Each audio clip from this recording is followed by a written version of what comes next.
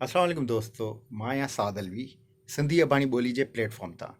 हिन वक़्तु मां ऐं मूंसां गॾु ज़हरा अलवी करे रहिया हुआसीं सिंधी बैत महनत कर तूं महनत ॿार ते कुझु जैमिंग बि करे रहिया हुआसीं, प्रैक्टिस करे रहिया हुआसीं त उन जी कंपोज़िशन कीअं थियणु घुरिजे। उन सां गॾु हेल मूंसां साथ ॾींदी गिटार ते ज़हरा अलवी ऐं कंपोज़ मां करण जी कोशिशि कई आहे त उनखे आसान तरीक़े सां ॻायो वञे।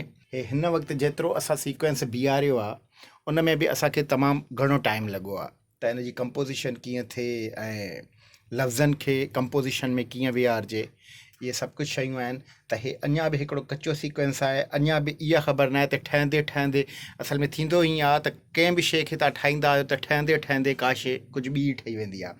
त हिन वक़्तु असां इन सीक्वेंस खे स्टार्ट कयो आहे, बाक़ी फाइनलाइज़ तव्हां ताईं छा थो पहुचे उहो हिकिड़ो सरप्राइज़ हूंदो जी। त हिन जा असां ॿुधायूं थो त हिन जा वोकल्स असां रिकॉर्ड करे छॾिया आहिनि, पर उन में बि कुझु हे रेड लाइन्स तव्हां ॾिसो था।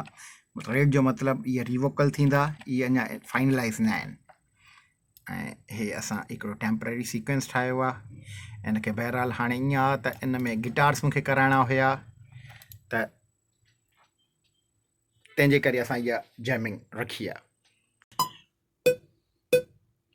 1 2 3 4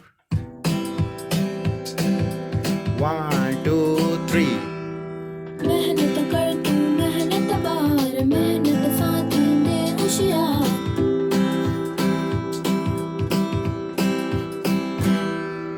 मेहनत कर तू मेहनत बार मेहनत साथी ने होशियार जी सहजी ने लिखाई गुजरा कपड़ा पहरे भाई मक्त बने दी तुर्त तैयार 1 2 3 4 5 yes मेहनत कर तू मेहनत बार मेहनत साथी ने होशियार again 1 2 3 yes मेहनत कर तू मेहनत बार मेहनत साथी ने होशियार बुद्ध तलवार ये सारा जो तोखे उस्ताद पढ़ाए घर में पिण उनखे सार again ज़हरा हाणे जेके आहिनि ॿीहर असां टेक 2 कंदासीं। अञा रिकॉर्डिंग ते रहियूं। मां उमेदु इहो थो कयां त जंहिं रिकॉर्डिंग ते वञूं त 1 टेक में सॼो ॿीहर थी वञे। सही आहे ज़हरा? ओके, हिकिड़ो दफ़ो ॿीहर ईंदासीं। 1 ओके जी 1 2 1 2 3 4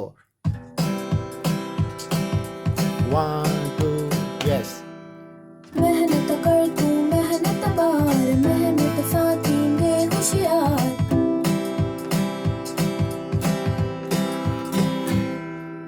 मेहनत कर तू मेहनत बार मेहनत साथी ने होशियार सहजी सहजी ने लिखाई गुजरा कपड़ा पहरे भाई मक्त बने दी तुर्त तैयार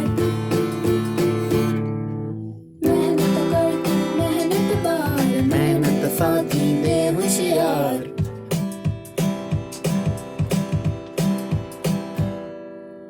1 2 3 4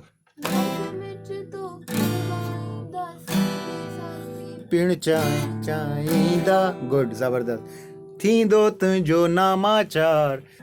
त हाणे ॾियो इजाज़त। इहो जल्दी तव्हांजे साम्हूं मंज़र आम ते ईंदो सिंधी अबाणी ॿोली ते।